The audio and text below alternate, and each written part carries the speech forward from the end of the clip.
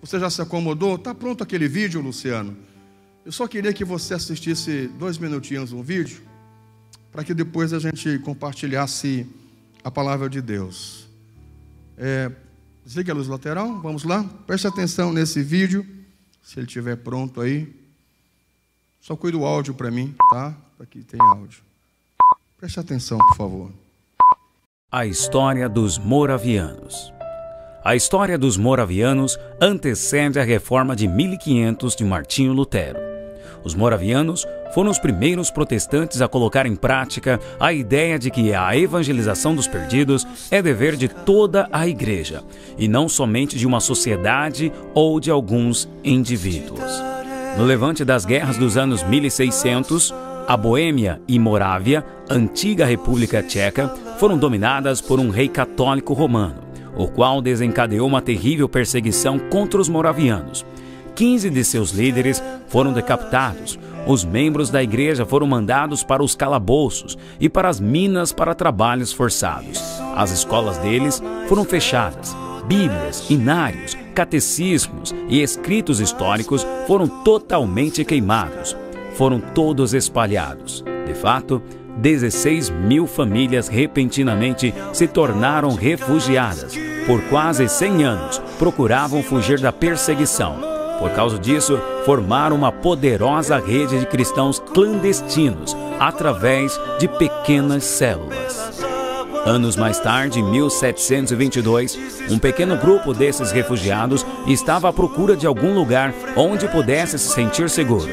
Quando cruzaram a divisa da Alemanha, ouviram de um lugar conhecido como Herrnhut, uma pequena faixa de terra na propriedade de Nicholas Ludwig van Zinzendorf. Zinzendorf assumiu a responsabilidade não apenas supervisionando como dono da terra onde viviam, mas sim para lhes servir de pastor. Em 1727, um derramar do Espírito de Deus uniu a comunidade.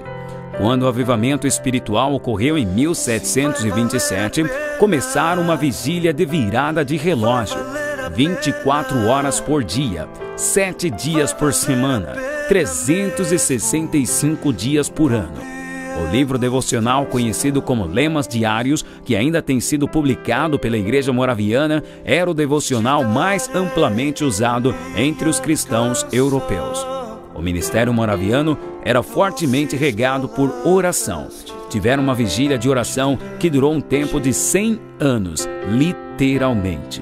Os moravianos não eram altamente educados, nem teologicamente treinados. Eram comerciantes. De fato, os 2 primeiros missionários que foram enviados eram coveiros por profissão.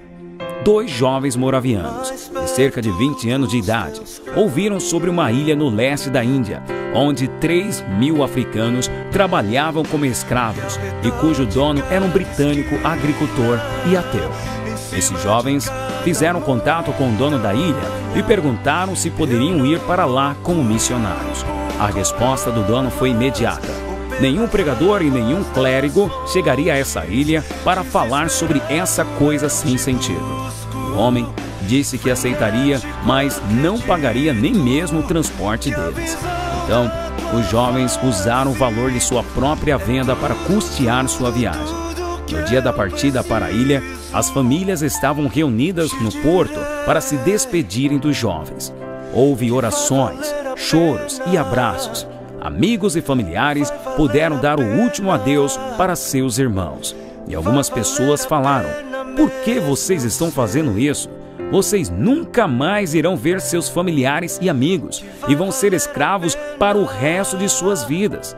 Mas quando o barco estava se afastando do porto, os 2 jovens levantaram suas mãos e declararam em voz alta: "Para que o Cordeiro, que foi imolado, receba a recompensa por seu sacrifício através das nossas vidas." Esse tipo de amor nos leva a apoiar os interesses de Deus e a ficarmos intensamente zelosos por sua honra e glória. Fruto de um avivamento. É um amor que chora por causa das pessoas que não conhecem a Cristo. É esse tipo de amor que ardia como fornalha no coração dos moravianos e também será despertado em seu coração. Pois afinal, é o que estamos buscando. Mais paixão, mais fogo e mais glória. Você pode aplaudir o Senhor por esse vídeo. Que coisa boa. Eu quero convidá-los à palavra de Deus. Nós estamos encerrando o nosso propósito desse mês do ensino. E o tema desta noite é enviar, assim que está o nosso informativo. Essa é a palavra desta semana. Vamos ler então esse texto de João, capítulo 1, e versículo 11, que diz: veio para o seu, mas os seus não o receberam. Essa é a palavra de Deus. Se você se lembrar do texto do mês, que é o texto de Mateus 28, que você já sabe, porque nós passamos o mês todo citando esse texto, não é? Onde o Senhor Jesus, pregamos na primeira semana, onde Ele vai dizer, não é? Ide por todo o mundo, ensinai o Evangelho a todas as pessoas, batizando-as em nome do Pai, do Filho e do Espírito Santo, e ensinando a guardar todas as coisas até que eu venha. Se você se lembra bem, e você tem em mente esse texto, e você assiste esse vídeo, então você percebe que de fato, literalmente, esse grupo de indivíduos, de irmãos, eles entenderam o enviar, eles entenderam a missão que Jesus começou. E lembre que eu até citei para vocês a palavra uma frase do Miles, de que Jesus, que Deus, ele termina para depois começar, que o Senhor Jesus começou o seu ministério e Ele terminou o seu ministério com as mesmas instruções, ganhando pessoas para ganhar vidas, salvar indivíduos. Ele vai começar o seu ministério convidando pessoas, ensinando pessoas, salvando pessoas, como uma demonstração de que, de fato, esse era o seu ministério. E depois Ele encerra o seu ministério trazendo a missão do capítulo 28 de Mateus, que é para que a igreja, todos nós, pudéssemos ir e sermos testemunhas do Senhor Jesus. Então, quando você faz conexão com esses textos, e você faz conexão com esse vídeo, você percebe que, de fato, esses irmãos entenderam isso. Eles entenderam o enviar de Jesus. Então, se eu fosse acrescentar, eu pensei isso hoje, se eu fosse acrescentar algo nesse título, eu colocaria, como está aqui, como bem colocou o pastor Jefferson, enviar. Não é cumprindo a missão do mestre, ou seguindo a missão do mestre. É exatamente isso que o mestre recomendou que esses irmãos moravianos fizeram. Eles abriram mão dos seus desejos e prazeres em prol de uma missão já estabelecida há muitos anos atrás. Eles cumpriram isso, queridos, não é? E veja, nós como igreja, nós precisamos estar atentos a essa mensagem. Às vezes nós nos acomodamos com facilidade e nós não estamos ouvindo o clamor das pessoas à nossa volta. Nós não estamos ouvindo o clamor dos perdidos, porque nós não sofremos essa perseguição em nosso país, nós não temos restrição a pregar o Evangelho do Senhor Jesus. Então, às vezes, porque não há isso, nós nos acomodamos, então nos sentimos confortáveis no nosso culto de devocional, ou no nosso culto de celebração no domingo, vindo com as famílias, semana após semana, sem compreender qual é o nosso propósito como igreja, sem compreender qual é a nossa real missão como igreja do Senhor.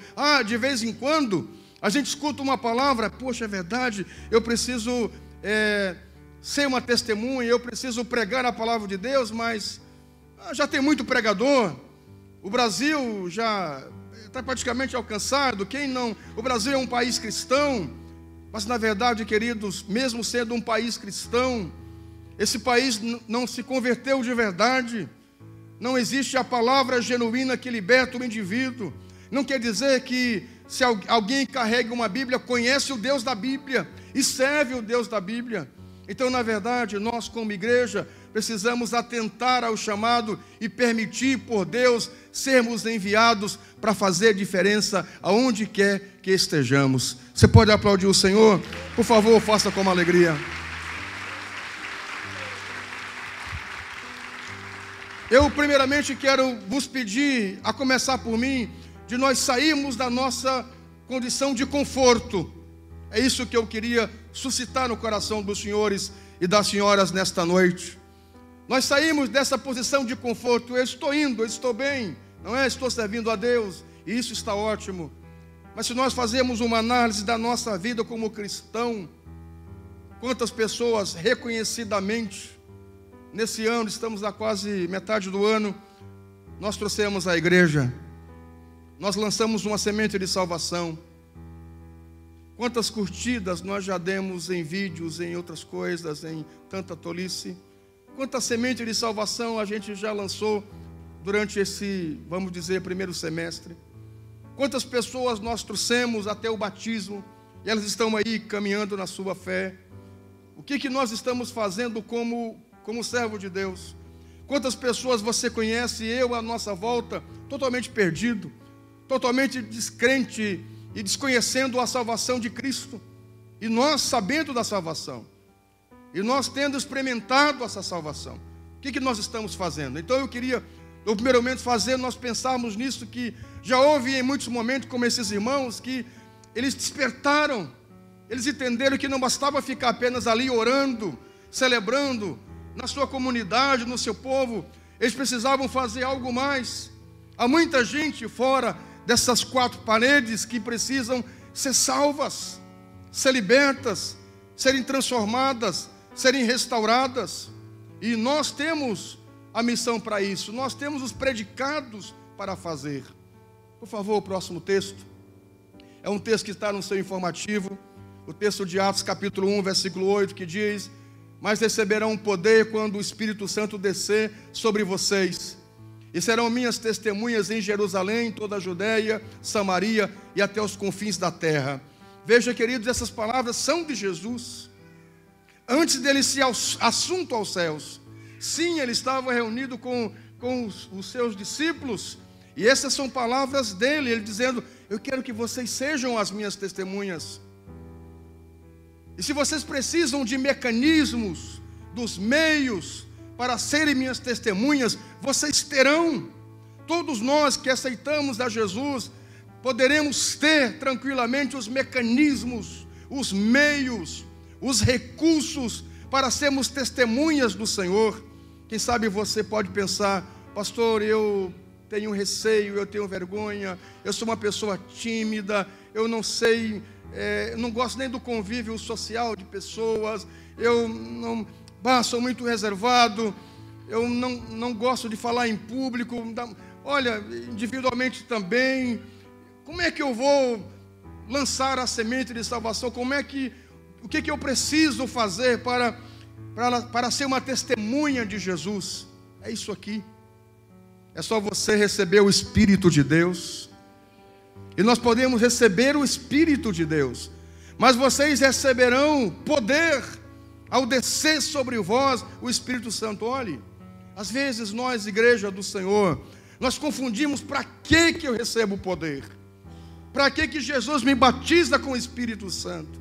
Meus irmãos, a ênfase, o propósito maior de sermos inundados pela presença de Deus, falarmos em línguas, sermos batizados com o Espírito Santo, nos enchermos de graça de Deus, não é simplesmente para que eu possa dizer: eu sou cheio do Espírito Santo.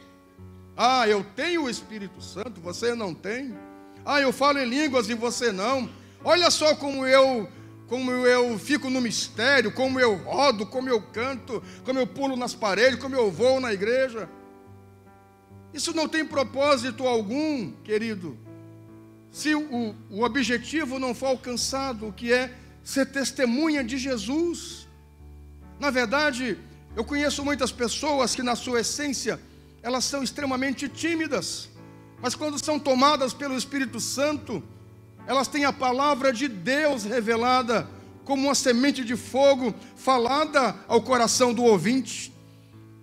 Eu conheço muitas pessoas que elas socialmente são muito quietas e reservadas, mas quando elas são tomadas por Deus, elas falam com uma propriedade tão poderosa que os seus ouvintes são convencidos de que há algo sobrenatural nessa pessoa.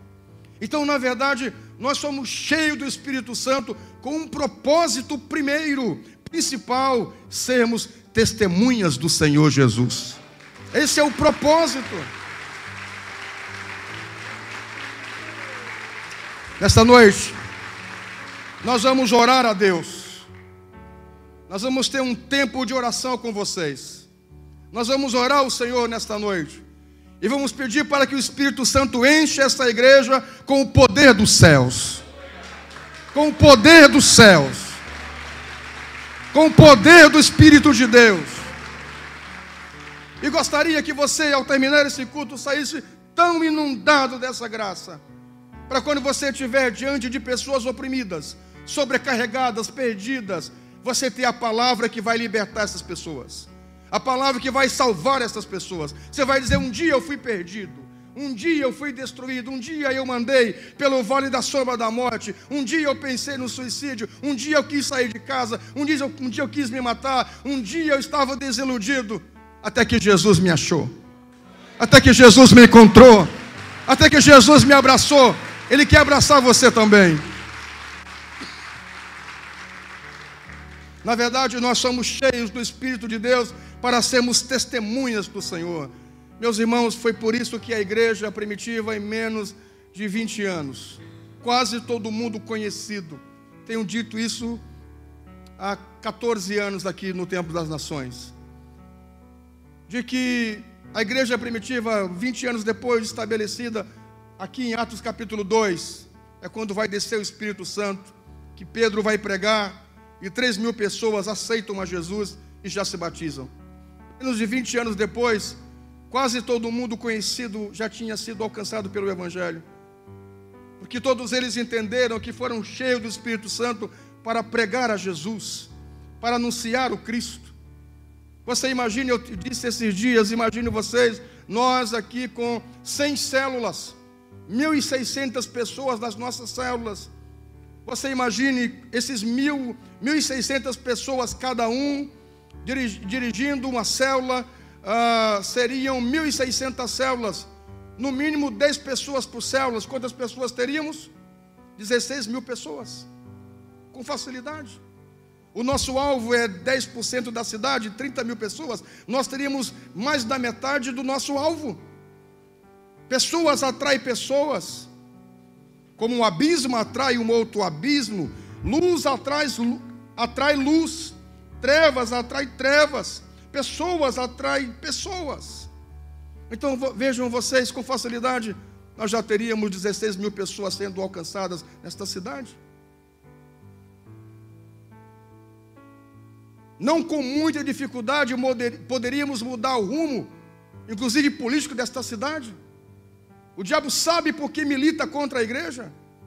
Eu disse a vocês que em São Paulo nós entrávamos em favela, que a rota não entrava, mas a igreja entrava. O fuzil não entrava em algumas favelas em São Paulo, mas eu entrava com a pastora com a Bíblia. O fuzil não entrava, mas a Bíblia, a palavra de Deus, entrava. Então a igreja tem a graça de Deus para fazer a diferença. Nós precisaríamos entender isso, queridos. Deveria arder em nós esse desejo primeiro de ser testemunha de Jesus, de ganharmos pessoas, de querer ser cheio do Espírito Santo. E às vezes é por isso que não somos cheios, porque o nosso propósito não é o principal. O nosso propósito principal de ser cheios é falar em línguas como todo mundo fala. É de repente dar uns mexidos, siriri, siriri. Esse não é o propósito principal. Não é? Caranguejo, caranguejo. Não é o propósito principal. O propósito principal de sermos cheios do Espírito de Deus é sermos testemunha de Jesus. Era anunciar a palavra de Deus, esse poder que me dá ousadia, que eu tenho vergonha de falar, mas há uma força maior em mim. Há um desejo maior em mim. Há um desejo maior no meu coração de libertar o perdido da sua perdição. Nós temos um mecanismo. Nós temos os meios, nós temos os recursos. O recurso primeiro, queridos, é o poder de Deus em nós. O poder de Deus quebra o jugo, a glória de Deus quebra toda a opressão. Depois entra as outras coisas, entra a mídia, entra a comunicação, entra um monte de coisa. Mas se tudo isso não tiver o poder de Deus, não tem dádiva alguma. O que liberta o oprimido é o poder de Deus, que tira o pecado do mundo. E nós podemos ter isso.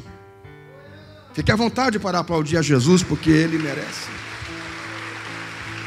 Por favor, próximo slide. Eu sei, esse é o texto que está no seu informativo. Olha esse texto. Eu sei que tudo há um propósito e há um tempo. E quem sabe nós estamos esperando por um tempo. Eu sei que há um propósito, há um tempo de Deus para todas as coisas, isso é certo. Mas eu acredito que esse é o tempo, meus irmãos, de nós fazermos alguma coisa como igreja, de verdade, sermos mais ousados em pregar a palavra, em abrir células, em sair e levar a semente de salvação. Para quem que eu disse, quem foi que assumiu agora o Semipã que eu falei esse dia? Foi o Alário Sandro. Eu disse, nós precisamos voltar a fazer, por exemplo, aquele sopão, aquelas coisas que o Naigo e a Vanessa faziam, e evangelizavam, e dava o sopão, mas dava a palavra também. Saímos na rua, o pessoal saía de madrugada, dando cobertor, dando chá, dando sopa quente, dando o Novo Testamento, levando a palavra. Nós precisamos voltar a fazer essas coisas. Fizeram agora há pouco? Ai, que bom, que bom. Esse foi o meu pedido que eu disse. Nós precisamos voltar a fazer isso. Continuar no presídio. Continuar lá no presídio levando a palavra de salvação aos que estão apenados. Esse é o chamado da igreja. Continuar nos hospitais. Esse é o chamado da igreja. Não é apenas do indivíduo. Eu não vou porque eu não sou do Semipã. Nós somos igreja, queridos. Esse é o chamado para toda a igreja. Esse é o tempo. Que tempo nós estamos esperando, queridos? O que nós estamos esperando para nos colocarmos à disposição de Deus? Não importa se você tem 50 anos de evangelho, se você tem um mês de evangelho, esse é o tempo.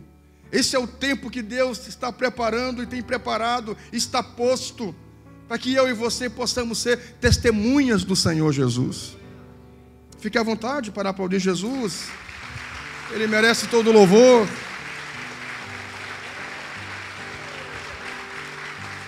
Sabe, às vezes nós nos acomodamos com tanta coisa. Você já ouviu contar a história para você do seminarista? Ele não sei por que está fazendo no seminário. Ele estava lá no seminário, dizendo, ele se preparando para o pastorado, estudando teologia e tal, mas era muito relapso. Não orava, não fazia os trabalhos direito, faltava demais. Não tinha vocação, sumia das aulas. Aí um dia o professor disse, por que você tem demorado? Ele disse, porque eu tenho tido visões. Que visões? Qual foi a última que você teve? Ele disse, a última visão que eu tive, eu vi 3 letras. Lembra dessa história? A última visão que eu tive, eu vi 3 letras. É por isso que eu atrasei no seminário, que eu estava tendo uma visão. O que você viu, querido? Ele disse, eu vi um V, eu vi um P, e eu vi um B. E aí o professor disse, qual o sentido desta visão? Ele disse, deve ser V, é vai. O P é pregar, e o B é as boas novas. Vai pregar boas novas. O professor olhou e disse, mas rapaz, você é o aluno mais relapso da turma. Você não faz trabalho, você não comparece, você não ora, você não monta o esboço. Você tem certeza que esse é o que quer dizer essas letras? V, P e B, vai pregar boas novas? Eu digo para você que eu tenho uma nova visão dessas letras. O V é vai, está correto. Vai, está correto. O P não é pregar, é plantar. E o B não é boas novas, é batata. Vai plantar batata. Esse não é o seu lugar. Você não entendeu o que é ser igreja. Não é vai pregar boas novas, é vai plantar batatas.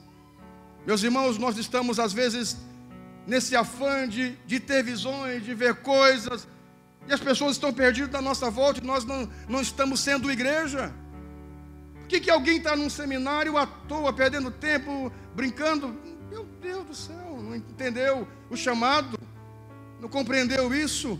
O que nós como igreja estamos fazendo aqui, domingo após domingo, se a gente não se importar em trazer uma pessoa para estar conosco? O que nós estamos fazendo em nossas células, semana após semana, se nós não nos preocuparmos em dizer, eu preciso levar alguém hoje para a célula? Nós levantarmos um dia e colocarmos em oração o nome de uma pessoa. Como dizia a mãe dizia, hoje eu coloquei o nome de alguém debaixo do meu joelho. Essa pessoa está debaixo de oração. Sabe? Levantarmos e pensarmos em alguém e dizer, essa vai ser a pessoa que eu vou convidar. E passar o dia orando por isso, intercedendo por isso. E lá em algum momento ligar e dizer, você é o meu convidado, você é a minha convidada, venha hoje. Sabe? Nós amanhecemos o dia pensando quem nós poderíamos trazer à casa de Deus. Quem nós poderíamos levar às células. É por isso que existem as células, queridos. Porque se alguém acha que na igreja vai vir aqui, vou vir o culto, então eu vou ter que já dizimar, eu vou ter que ofertar. Tem essas pessoas que têm esse preconceito com a igreja. Aí você diz, vamos às nossas células. A célula é uma reunião familiar, uma reunião de amigos. Não sei nem dizer que é célula, é reunião de amigos, onde a gente lê a palavra e ora uns pelos outros. Você é o nosso convidado. A pessoa senta lá, há um violão, há um som, alguém cantando, tocando. É uma conversa tão graciosa, demora 1 hora. Meu Deus, olha que estratégia de Deus, meus irmãos. Nós deveríamos amanhecer o dia e ficar pensando quem eu poderia levar. Imagine se essas 1.600 pessoas na célula se tornarem líderes de células, com facilidade, com esse pensamento de ser enviado, cumprir a missão do mestre. Muito mais do que cantar aqui na igreja, pregar aqui na igreja, dançar aqui na igreja, ficar na recepção aqui na igreja, na assistência pastoral aqui na igreja. Cada um abrir uma célula, cada um multiplicar, cada um abrir uma casa, sabe? Servimos aqui dentro, servimos a nossa comunidade, mas há um propósito maior de nós ganharmos almas aí fora. Trazemos a presença de Deus, recebemos os mecanismos de Deus. Saber que esse é o tempo de Deus. Não esperar. Ok, hoje nós temos em nossa igreja toda uma estrutura de ensino. Você se batizou agora ou não se batizou ainda, nós temos uma classe para você. Uma classe de princípios. Nós vamos ensinar os princípios bíblicos da palavra de Deus. Que coisa boa. Você está na igreja, quer trabalhar aqui no Templo das Nações. Nós temos uma classe, a escola de líderes. Temos toda uma estrutura de ensino para quem quer trabalhar aqui dentro. Você quer avançar mais na teologia? Nós temos o médio em teologia. Temos o seminário de teologia. Não, eu quero mais, eu quero um nível superior de teologia. Nós temos aqui o nível de superior de teologia reconhecido pelo MEC. Ok, nós temos todas as instâncias da teologia. Mas eu lhe peço algo. Não espere chegar até a faculdade para ganhar almas para o Senhor. A gente pode começar agora. Nós podemos começar hoje. Nós podemos começar aqui, nesse exato momento. Esses irmãos moravianos eram iletrados. Você viu o vídeo. Ok, pudemos pregar e pastorearmos e chegarmos nesse nível de conhecimento teológico. Isso é maravilhoso, não tenha dúvida disso. Mas não espere. Deus está chamando agora. Meus irmãos da igreja primitiva, as pessoas se convertiam agora. Se convertiam, aceitavam Jesus agora. Eles voltavam para o seu trabalho, para o seu convívio com família, onde estavam trabalhando. Eles já se preocupavam, como é que eu vou pregar a palavra para o meu superior, para os meus queridos. Eles já pensavam de que como é que eu vou ser uma testemunha do Senhor Jesus. E na primeira oportunidade que eles tinham, eles faziam isso. E é por isso que as pessoas vinham e todos os dias Deus acrescentava à igreja aqueles que iam sendo salvos. Porque todos tinham as suas preocupações com o seu dia a dia. Todo mundo tem os seus afazeres. Você tem o seu trabalho, você tem a faculdade.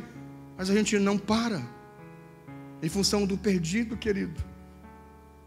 Ok, você pode estar no final, lá no seu TFG. Aí aparece um perdido. Não, agora deixa eu terminar meu TFG, depois eu falo do amor de Deus para você. Não. Você pode seguir trabalhando, se formando, você pode seguir a sua vida, mas não coloque como descaso essa missão de sermos igreja, de sermos testemunhas. Escute, eles faziam isso, seguiam uma vida normalmente. Você não precisa sair do seu emprego, olhe para mim, você não precisa sair do seu emprego, você não precisa sair da faculdade, do seu trabalho, para pegar a palavra. Você não precisa sair do seu convívio. Na verdade, esse é um propósito de Deus, que você fique aonde você está, lá no exército, lá na faculdade, e lá você pregar às pessoas que estão à sua volta. Porque às vezes a gente pensa, vou ter que sair, ir lá para a China, ir lá para o Japão. Aonde nós estivermos, no meio aonde estamos, é possível ser igreja. Devemos ser igreja. E devemos pregar a palavra às pessoas que estão perdidas e resgatá-las e tirá-las do império das trevas e trazê-las para o reino do amor de Deus. Você pode aplaudir ao Senhor? Por favor, o faça com alegria. Esse é o tempo. Esse é o momento. Sabe, queridos, ao longo da história nós vemos Deus agindo por meio dos seus servos. Você vai ver, por exemplo, quando José ele é levado para o Egito, a intenção dos seus irmãos é matá-lo, mas lá ele é a bênção para servir de provisão para o seu irmão. Sabe, ele viveu com um propósito. Nós como igreja precisamos viver com um propósito maior. Qual é o nosso propósito? A pastora pregou muito bem ontem nos jovens, ela dizia acerca das escolhas. Ela disse ontem que foi muito boa a palestra. Para mim é a melhor pregadora que eu já vi na minha vida, essa mulher, essa loira linda de alto nível. Eu disse, você ganha como é que é? Joyce, 1000. Porque a Joyce Maia é muito incisiva. Você fala com elegância e com graça. E você é um pregador de alto nível, deve pregar mais. Domingo que vem ela vai pregar em nome do Senhor. É que ela não queira. Ela está debaixo do meu jejum, do meu joelho. Que coisa boa. E ela disse ontem, quando você quiser escolher algo, pense em que isso vai contribuir para os outros, em que isso vai contribuir para o próximo. Eu não posso pensar, olha, eu vou querer essa profissão porque eu vou enriquecer, só por isso. Sabe, há um propósito que deve ser estabelecido em nós. Qual é o nosso propósito como igreja? É sermos testemunhas do Senhor Jesus. Amados, eu tenho certeza que tem gente aqui que teve experiência em ônibus, tiveram experiência em aeroportos, tiveram experiência em consultórios médicos, em local de trabalho. Do perdido vinha até você clamando, falando, e quem sabe você foi o link de salvação para esta pessoa. Você deixou uma semente para esta pessoa. É dessa maneira que nós devemos ser, não perder essa oportunidade. Vivemos com propósito nesse mundo. O propósito de José lá no Egito foi ele ser o sustento para o mundo da sua época. Ele cumpriu com esse propósito. Gente, eu acredito que não há coisas piores acontecendo nesse mundo, porque a igreja está aqui. O diabo não consegue destruir sua casa, porque você é a igreja dentro da sua casa, porque você é a luz dentro da sua casa. Por isso que o diabo não destrói.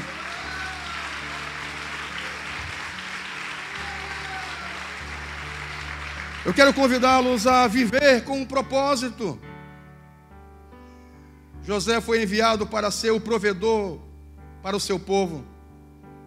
400 anos depois, mais de 400 anos depois, Moisés vive com um propósito para libertar o povo. Olha que interessante isso. Anos depois, Josué é aquele que vai viver com o propósito de conquistar pelo seu povo.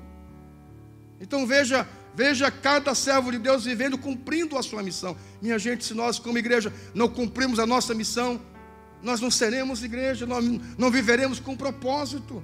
O nosso propósito é libertar pessoas. O nosso propósito é falar a palavra de Deus. Nosso propósito é trazer as pessoas das trevas para a luz. O nosso propósito é orar pelo perdido. O nosso propósito é sermos testemunhas do Senhor Jesus. Esse é o tempo. Esse é o momento. Há pessoas diante de nós com essa necessidade. Digam amém. Olhe para o seu irmão e diga: o momento é esse. É o próximo texto? Olha esse texto, e eu vou encerrar com esse texto. Romanos capítulo 10, versículo 8. Esse texto não está no seu informativo. Ele está 10, verso 15, se eu não me engano. Mas eu acrescentei mais esse texto. Se você quiser usar no seu informativo, você pode utilizar. Romanos 10, 8 diz: mas o que ela diz? A palavra está perto de você, está na sua boca, em seu coração. Isto é, a palavra da fé que estamos proclamando. A palavra de Deus, querido, está na sua boca. Você só vai abrir a sua boca e Deus vai falar através de você. Há um outro texto da Bíblia que não coloquei aqui, que diz que não se preocupe com o que há vez de falar, mas eu colocarei as palavras na sua boca. Sabe, não se preocupe, você tem a palavra de Deus na sua boca. Se você disser um perdido, Deus tem um projeto na sua vida. Deus ama você. Deixa eu orar por você. Eu já contei que a minha família foi salva, não com uma pregação do irmão, mas com um convite. Ele disse: vamos à igreja. Meu pai e minha mãe saindo do consultório psiquiátrico com meu irmão amarrado em cordas, louco, um dia de tarde. Minha mãe chorando, o meu irmão querendo quebrar as coisas porque tinha um desvio mental. E aí aquele homem chegou e disse: irmão Sebastião, disse: o que é isso? E minha mãe disse: ele tem uma deficiência mental. E a minha mãe caiu em pranto. E aí ele disse: eu vou no lugar onde se fala de Jesus. Eu quero convidar a senhora, seu marido e seu filho para ir hoje à noite. Lá tem um culto. O pastor vai estar lá orando. Leve seu filho lá. À noite, meu pai e minha mãe estavam sentados lá, não era uma igreja, era um terreno. Sabe, não tinha cobertura, era só um terreno. Aí minha mãe levou cadeiras, se sentaram e ali ficaram. E foi nessa igreja que eu nasci, que eu cresci. Foi apenas um convite, você me entendeu? Está na sua boca, é só um convite. É só você mandar uma mensagem. Está no seu celular. Está no seu celular, está no seu e-mail. É um e-mail, é uma mensagem. A palavra está na sua boca. É só você falar: olha, venha hoje à noite. Vá à nossa célula. Venha ao nosso culto, venha ao nosso grupo. Nós queremos você, Deus ama você. A palavra está na sua boca. Próximo texto, por favor. Como, pois, invocarão aquele em que não creram? E como crerão naquele que não ouviram falar? E como ouvirão se não houve quem pregue? E como pregarão se não forem enviados? Como está escrito: como são belos os pés dos que anunciam boas novas. Meus irmãos, há um problema aqui, queridos. Como é que as pessoas elas irão crer se elas não ouvirem falar de Deus? Como elas vão ouvir? Como elas vão crer? Como é que elas vão ouvir se não há quem pregue? E como pregarão se nós não formos enviados? Você pode ser enviado hoje sem sair do seu trabalho, sem sair do seu emprego, sem sair do seu empreendimento. Você pode ser enviado hoje, porque as pessoas estão vindo até nós. Nós podemos ir até elas, seguindo o nosso trabalho e a nossa vida. Se você parar para fazer uma análise no seu local de trabalho, quantas pessoas são cristãs? Talvez poucas, talvez nenhuma, talvez só você. Então você é a testemunha de Jesus ali. Você é a luz naquela escuridão. Você deve ser enviado, eu devo ser enviado. Meu desejo é que nós possamos entender essa missão e sermos enviados para libertar os perdidos. Se nós fizermos isso, nós estaremos vivendo como igreja, vivendo com propósito. Você pode aplaudir o Senhor? Eu quero convidá-los a fazer isso com alegria.